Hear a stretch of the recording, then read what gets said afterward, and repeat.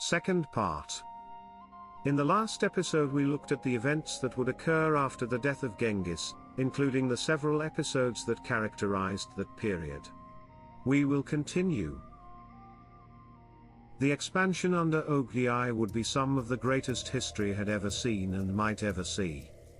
Like some leaders before, Oghdi would be a leader skilled with the ability to adequately rely on the individuals that surrounded him, which gave him added strength.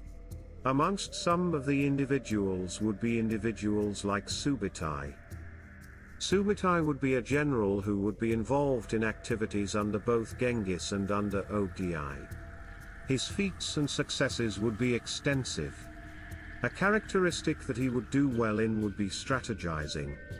His rise in the ranks, and the reliance on him to lead and control were things that would represent some of the great attributes the Mongol Empire had. He would be quite young when he would be thrust into the middle of great responsibilities. A trusted individual of Genghis and one that he would come to rely on greatly. His tactics on the battlefield would be known to cause panic and confusion in his enemies, and this would come into great showing against enemies even when they had clear advantages, like when facing the Jin. Great thought would also be placed into individual actions when facing enemies. Some of the battles he would be eventually known for would include battles like the Battle of the Kalka River in 1223, and the Battle of Morhi. At times, Subutai would also use his cunning and intelligence to effect. Other battles would see him greatly outnumbered but still weather overwhelming odds. Like the battle against Muhammad II of the Khwarezmian Empire along the Urs River. Subutai would also be involved in the invasions of Jin China, being involved in several events and missions like the Great Raid in Shandong, and the campaign against the Tanguts. Under Oghdi he'd once again be involved in the conflict with the Jin Empire, during which he would use more complex, well thought out strategies, and intelligence to work out important wins that furthered the expanse of the growing Mongol Empire. The campaign would see battles like the Battle of Sanfengshan, the Battle of Yuling. Subutai would also be involved in events at Kaifeng. Subutai would further be involved in the conquest of Rus. In the invasion of Central Europe, one attribute that would be of note would be Subutai's ability to gain knowledge on the terrain and characteristics of the territory he was facing. Significant battles during this time would include the Battle of Morhi 1241, where he'd be able to change where the Hungarians were focusing on, in order to achieve his overall aim. The battle would also see the use of catapults, secret movements, and use of the army in different places at the same time. Gunpowder weapons would also make their appearance in the fighting. The conflict against Hungary would also be significant for the conflict between Batu and Gauk. Mongol activities in Hungary would have a massive effect on several aspects of life there. Subutai's son Uriankardai would also serve the Mongol Empire. Whilst in Western Asia, extensive activities would occur in Persia, and in the region of Mesopotamia. Jub would be another individual, who would gain military acclaim under the Mongol Empire. His story would be one of interest, rising to high heights but having started as an enemy soldier, a testament to the Khan's ability to rely on the skill and ability of those around him, and to use the attributes of these people. He would be involved in the 1211 Jin invasion, occupying an important role. During his time, he'd often fight alongside Subutai. He'd be involved in a battle with Kuchlug, defeating Kuchlug several times. He'd prove his loyalty to the Khan several times as well. In the invasion of the Khwarezmian Empire, he'd be able to face a large army, and hold his own, eventually being dispatched by the Khan to give pursuit to the fleeing Shah. Makali was yet another individual, who would prove himself several times. He was son of a Jalaiya leader, and he would serve as Viceroy of China at one point in time. A capable leader, whose uncle and fathers had given allegiance to Genghis. He'd serve the Khan in several capacities before ultimately rising to the role of being someone that the Khan could rely on, a role that he would often be rewarded for in different ways, for example being given command of territories. His life would see him involved in several battles, including the Battle of Yuling. 1217 saw him attack Jin-controlled territory. His death would come in 1223, however his descendants would come to play several roles in the empire. Yet another impactful individual in the Mongol Empire would be Nogai. Nogai would be known within the Golden Horde, a general, and an important figure in its ranks, having massive influence in Europe, while the Mongols were in the region. He'd be a great-grandson of Joshi, and well known to Berk Khan. He'd take part in the Mongol raid against Poland, and increasingly take up more responsibility as time went. At times he'd be given several troops to lead.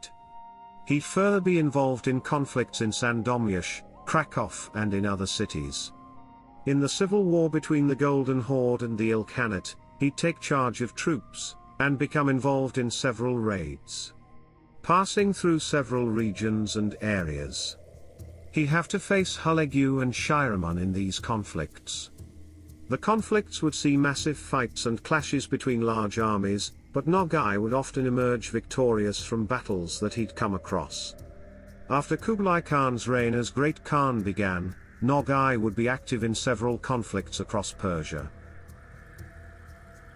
1266 would see interactions between him and the Emperor Michael VIII Palaiologos, and an alliance form between the Emperor and the Golden Horde. The previous year having seen an army of the Mongols cross the Danube, and eventually encounter Byzantine forces on the battlefield. Nogai would further have extensive power and influence under Mengu Timur Khan, having some good amount of sway over the Ruthenians, the Ossetians, and several other people. Nogai would also be involved in the invasion of Hungary in 1285. A relatively weaker Hungary, however, he would meet several challenges during the conflicts. The conflicts would also see the involvement of Ladislaus IV of Hungary, and would lead to many casualties for the Mongols. Political changes in 1287 would see Talabuga rise to the Khan of the Golden Horde, and subsequently led to conflicts against the Ilkhanate, some of which would see attempts at capturing territory, attempts which wouldn't be successful. Nogai and Tabaluga would also be involved in conflicts in Circassia. However, his relationship with Tabaluga would deteriorate, leading ultimately to the death of Talabuga, and the rise of a new Khan of the Golden Horde in the form of Tokhta, for which Nogai would be rewarded for his part in. But his relationship with the new Khan would not be without its own issues, and eventually the Battle of Nergi Plains would come about, which would see some extremely fierce fighting between the forces of Nogai and Tokhta. At the end of this battle, Tokhta would be the defeated party. At the Battle of Kagemlik, Tokhta would return once again and face Nogai in another conflict, but in this battle he'd emerge victorious. Nogai would perish. Yet another individual of repute would be Bayan of the Barin. He would be a general who would fight under the Mongols, gaining success in several important and critical battles. His family had had a history of serving the Mongols, and he would be placed as commander of the Yuan army at some point by Kublai. He'd also take part in several events and missions for the Mongols. For one, he'd be involved in the conquest of southern China, taking several cities, and defeating several of the Song generals. During the campaign, the Mongols would win a massive victory on the Yangtze. The conflicts would also see the involvement of Jia Sidao. At the time, She Doking was the Grand Empress Dowager, and she acted as regent. She had been married to Emperor Lizong of Song, who had died in 1264, having reigned from 1224. During his reign, he would delegate a lot of issues of governance to those around him. He would oversee part of the conflicts of the Song Empire with the Mongols and would oversee several events. Jia Sidao, on the other hand, would be born in 1213. His sister would be a concubine of the Emperor Lizong, and he would act as chancellor in the Song dynasty. Some of the policies he would undertake would be unpopular amongst certain people. He died in 1275, but prior to that he had been punished as a result of some of his failures. Kublai at some point in time in the conflicts with the Song would send several emissaries who would be killed. Bayan would do the same, dispatching some emissaries to the Song court, but they would meet a similar fate, after which the Mongols would attack, leading to the fall of several areas and the defeat of several generals. Taizhou would fall to the Mongols, and some Song officials would appeal to Bayan with no success. Linan would eventually fall into the hands of Bayan in 1276 and surrender would be forced from the Song dynasty. These weren't the only people who gained acclaim under the Mongol Empire.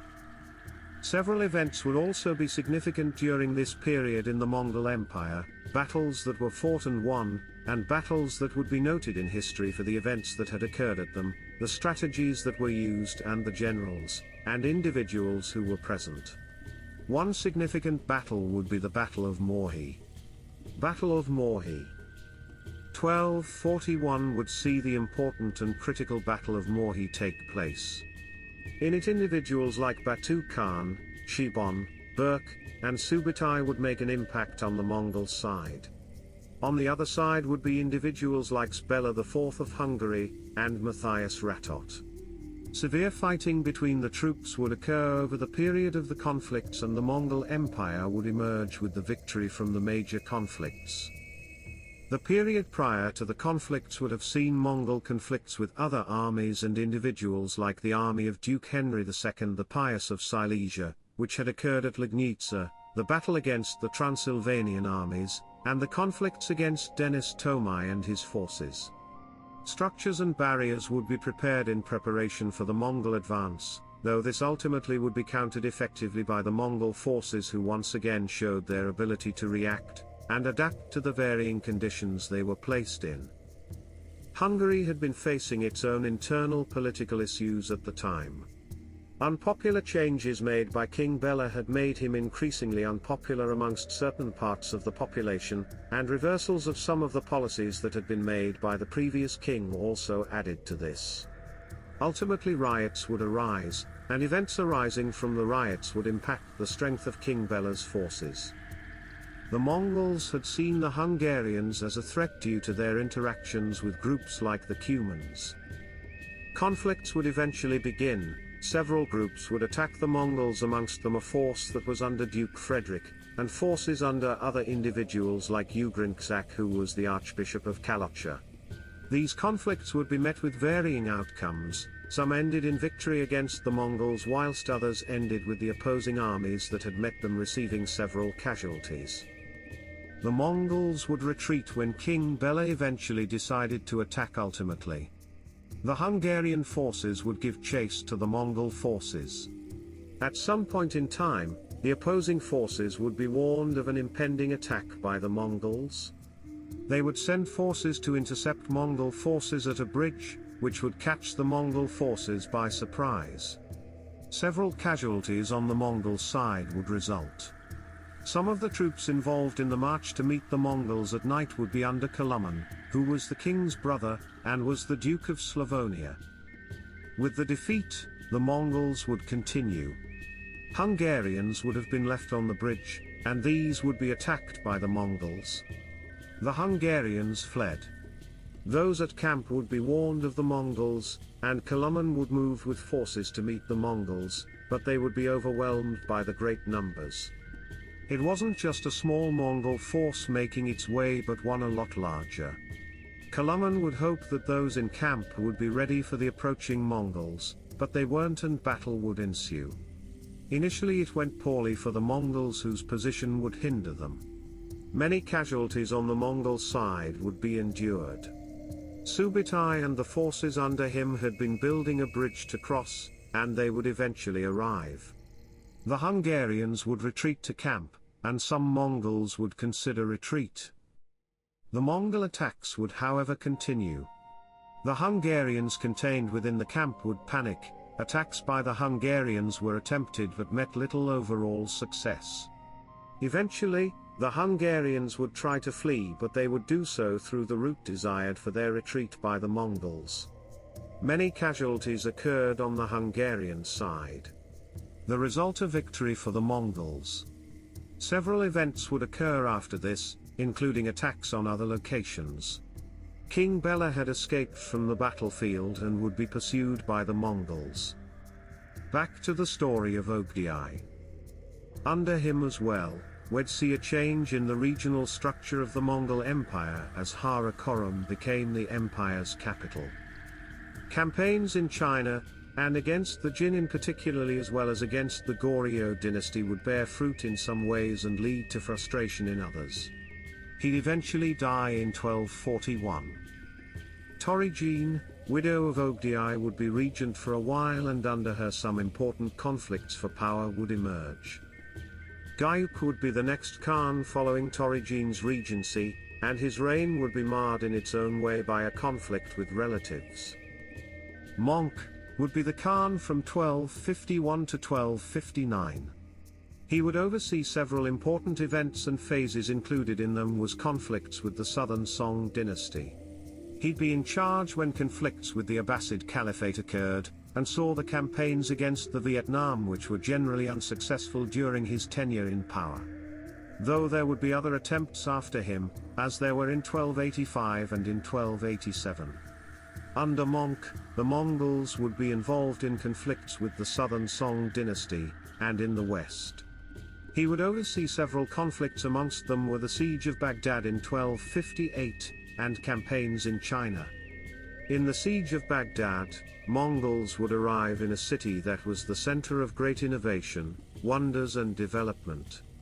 A home for great individuals of all types, from scientists to scholars and artists of all types. It would retain this position for decades. But it would also see several occupations, including those by the Buyids. Despite that, the population within it would swell. It would be founded in the 8th century, in a position that was favorable for many reasons and that served the dynasty that had started it, which was the Abbasids. Muhammad II of the Khwarezmian Empire would make an attempt at invasion, but it wouldn't be successful. In the period following the death of Prince Jalal al-Din, the Mongols would be active in northwestern Iran and in the Transcaucasus. Several cities would be captured as well during the period, which also saw the conflict between the Seljuk Sultanate of Rum and the Mongols, which would see the Mongols emerge victorious and with the state becoming a client state of the Mongols. The conflict would also see the Battle of Kasay Dag. Monk would have the assassins on his map, and he would eventually send Hulegu, who along the way would pass several regions like Transoxiana.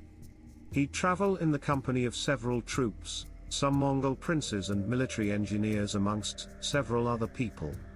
Several Ismaili fortresses would fall to the general Kibka. Rukn al-Din Kusha would be successor to Ala al-Din Muhammad III after the latter's death, and he would be faced with the threat of the Mongols. The Mongols would move on to the Abbasids, who were facing their own internal troubles at the time. Several exchanges would occur between Hulegu and the Abbasid Caliph, and after several offenses and dismissals, Hulegu would consider the possibility of attacking Baghdad, a decision he would seek advice about. The eventual attack would occur across several fronts, and would see the construction of several structures in preparation. Messages were sent to those inside the walls. Several individuals would be wounded. The Caliph at some point in time would try to negotiate with the Mongols, but they would be determined in their course, eventually leading to the surrender of the Caliph. Thus ends this episode into the Mongol Empire after Genghis Khan, from Ogdi to Monk. A period that would be characterized by several momentous conflicts, invasions, policy changes, and political intrigue. The Mongol Empire that was left by Genghis Khan was steadily expanding its borders, reaching into lands that it had not known before, encountering various peoples and leading to several monumental and impactful changes. The world would not be the same. Things had started to change and would continue to change. In the next video we will look at events following the death of Monk, from politics to conflicts, divisions and expanding borders. Thank you for listening and watching this episode. If you enjoyed it, please take the time to subscribe to the channel. Also take the time to watch the other videos on this channel. Thank you.